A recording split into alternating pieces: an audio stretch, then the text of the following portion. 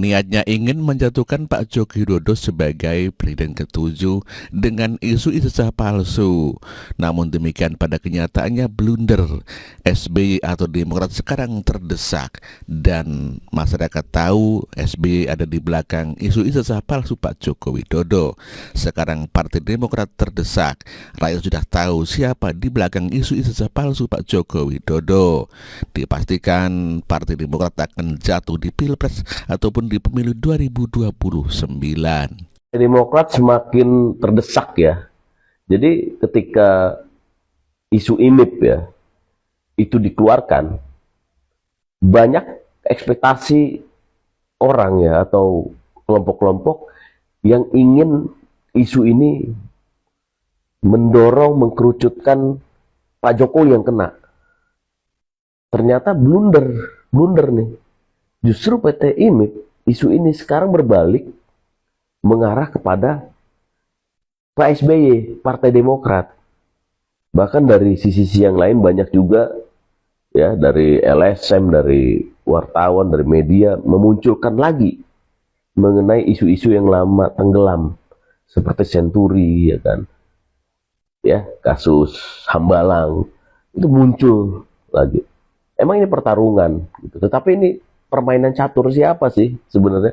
Apakah ini permainan catur ala Pak Prabowo apa ala Pak Jokowi? Ya banyak orang berpikir nih, wah ini balasan dari Pak Jokowi nih. Karena Pak Jokowi dihantam terus oleh kasus ijazah palsu, di mana ijazah palsu ini sekarang diduga di backup oleh kelompok merah dan biru ini, ya sekarang dimainkan lagi, dibalikin lagi oleh Pak Jokowi. Tetapi saya menduga, ya ini disclaimer dari saya, itu bukan permainan catur Pak Jokowi. Justru saya menduga ini permainan catur ala Pak Prabowo. Ingat, Pak Prabowo memunculkan ini PT IMIP lewat siapa? Lewat menterinya dia toh. Kemudian sebelum IMIP keluar, catur yang dimainkan adalah mendorong Gibran ke G20 sehingga nama Gibran semakin naik. Ya, itu sebuah desain catur yang luar biasa. Artinya sekarang pilihan semua ada di tangan Pak Prabowo. Pak Prabowo bukan orang yang dipilih, tetapi orang yang memilih siapa nanti wakilnya dia di 2029. Jadi siapa yang sekarang mengguncang Pak Prabowo, ya nasibnya akan dikotakin. Partai Demokrat secara tegas membantah tudingan bahwa mereka berada di balik isu dugaan ijazah palsu Presiden Joko Widodo. Juru bicara Partai Demokrat, Herzaki Mahendra Putra, menilai penyebaran isu tersebut sebagai upaya sistematis untuk mengail di air keruh dan menimbulkan konflik antara mantan Presiden Susilo Bambang Yudhoyono dan Jokowi. Kami mencermati adanya pihak-pihak yang mencoba memanfaatkan isu ini untuk mengadu domba, ujar Herzaki. Dia menegaskan bahwa tudingan terhadap Partai Demokrat sama sekali tidak berdasar dan mencemarkan nama baik partai.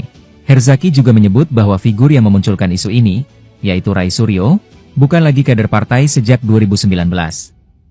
Hubungan baik antar keluarga SBY dan Jokowi menjadi bukti bahwa tidak ada konflik internal yang dapat dieksploitasi.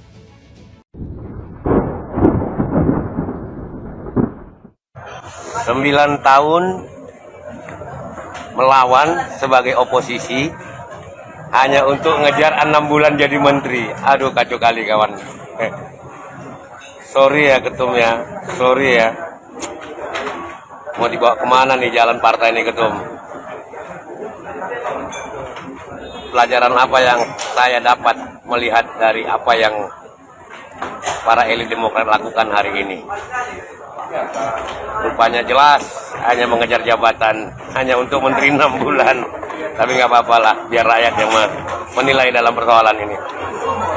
Alhamdulillah Demokrat masih selamat untuk DPR RI, DPRD, kota, kabupaten, provinsi, ya kan. Tetapi kita tengoklah berikutnya bagaimana Demokrat hari ini. Dengan 9 tahun jadi oposisi, menyerang cebong, sekarang jadi cebong. Dapat menteri hanya untuk 6 bulan. Selamat, congratulations ketum. Masya Allah. Dengan relawan Jokowi jika mereka berada di balik isu ijazah palsu. Namun belakangan, beberapa politisi Demokrat kembali menyinggung isu itu di forum publik hingga memicu perdebatan baru dengan para pendukung Jokowi.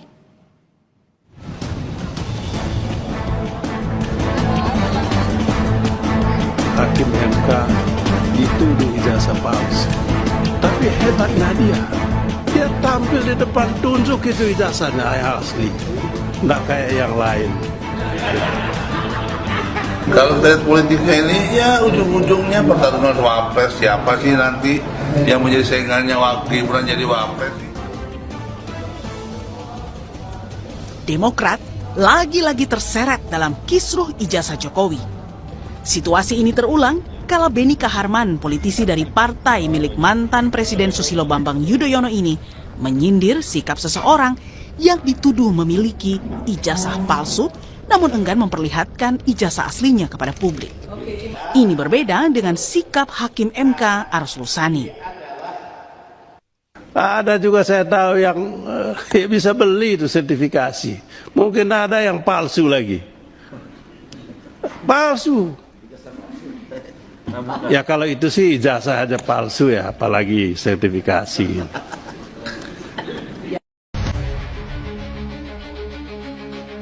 Ada bandara di Indonesia. Sebenarnya ada pihak-pihak yang takut ketika bandara di Morowali ini, bandara VIP atau bandara khusus di Morowali ini terkuak ke publik. Ada pihak-pihak yang khawatir, mereka yang mana? Mereka yang awal memberikan izin pendirian bandara ini.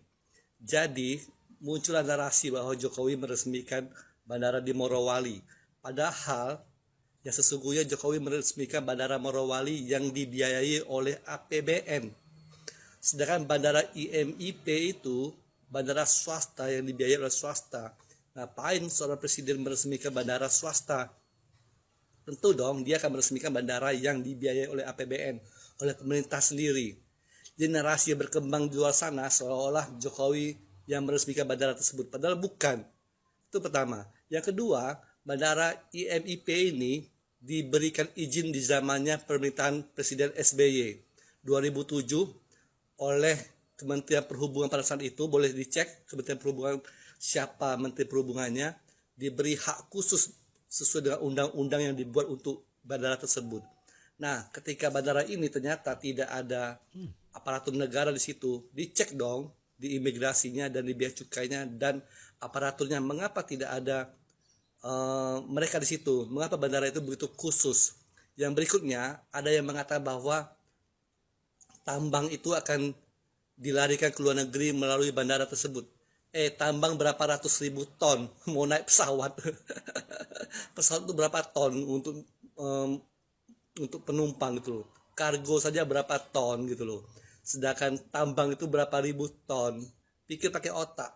Langsung disambar oleh anak-anak wabah sama partai-partai yang memberikan izin pada saat pendiri bandara tersebut. Jadi jangan dikit-dikit nyalakan Jokowi, padahal itu hoax yang dibangun untuk menyerang Jokowi. Karena apa? Siapa yang memberi pertama izin tersebut? Tahu kan partai mana, dari partai mana, dan presiden siapa? Demokrat mulai ikut-ikutan sindir isu ijazah Pak Jokowi. Kata mereka tunjukin aja ijazahnya. Nggak semudah itu Pak. Apakah kalau Pak Jokowi menunjukkan ijazahnya mereka langsung percaya? Tidak, mereka pasti mencari kesalahan yang lain. Ya karena yang mereka anggap benar itu dirinya sendiri. Sekarang kan proses hukum lagi berlangsung. Ya kita hargai proses hukum yang berlangsung. Dan Pak Jokowi menempuh jalur hukum untuk menyelesaikan isu ijazahnya. Ini adalah cara yang terhormat. Mengingat Pak Jokowi ini masih punya banyak pendukung dan banyak militannya juga. Ya takutnya nanti militan atau pendukung Pak Jokowi ini berbuat di luar koridor hukum. Mungkin Partai Demokrat juga lupa, banyak proyek yang mangkrak di era Pak SBY dan dilanjutkan di eranya Pak Jokowi. Contohnya seperti ruas jalan tol Pemalang-Semarang. Proyek ini tertunda sejak 2006 silam. Proyek tol lain yang juga belum selesai di era SBY adalah ruas tol Cimanggis-Cibitung. Selanjutnya ada proyek pembangunan Bandara Kertajati di Majalengka yang dicanangkan di era Pak SBY dan kemudian diresmikan di era Pak Jokowi. Itu tadi beberapa contoh proyek yang mangkrak di era Pak SBY dan dilanjutkan di era Pak Jokowi. Tapi ada juga proyek yang sampai sekarang ini masih mangkrak, malah jadi candi sekarang. Proyek apa menurut kalian teman-teman yang mangkrak terus jadi candi? Coba tulis di kolom komentar. Salam Jigigis. adalah kalau ada yang merasa tersindir, maka itu adalah perasaannya dia, sehingga biarkanlah yang terbawa perasaan itu, yang baper itulah yang kemudian harusnya menyelesaikan itu, bukan kami. Itu yang pertama. Lalu yang kedua, kalau misalnya dikait-kaitkan lagi dengan Partai Demokrat, kita tahu Bapak sendiri tadi menyatakan bahwa itu adalah mantan-mantan kader, bukan Partai Demokrat.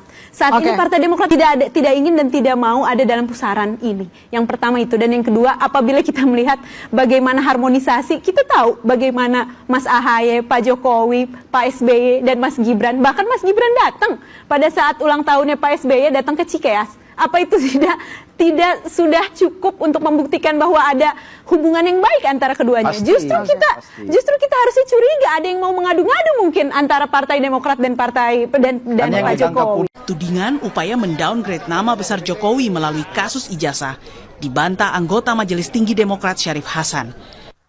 Menurut Syarif, justru di era Presiden Jokowi, Partai Demokrat pernah mengalami upaya perebutan paksa oleh mantan Kepala Staf Presiden Muldoko yang diyakini diketahui Jokowi. Kami tidak pernah memikirkan sejauh itu, bahkan sebaliknya berdasarkan historis, justru kami yang sering menjadi korban daripada kebijakan-kebijakan pemerintahan yang lalu. Kami pernah dibegal, ya.